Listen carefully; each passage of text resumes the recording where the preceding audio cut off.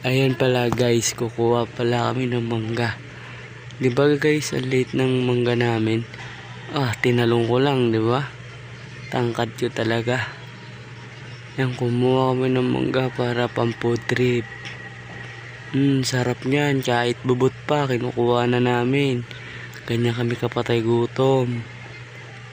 Ayan, umakyat na rin ako para makarami kami. Parang mga unggoy, oh. Yan guys, para makarami kami. Yan guys, pababa na kami. Yan, nakarami kami dyan. Yung karamihan, hinog yun nakuha namin. Yan, pinupulot yun na lang yung mangga. Marami dito sa amin prutas guys.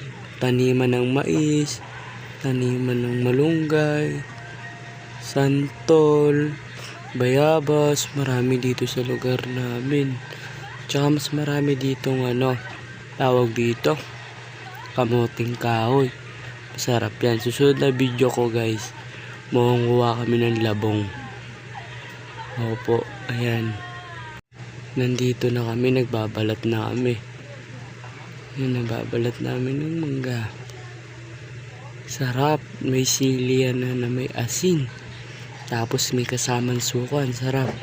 Guys, pa-subscribe na lang po sa aming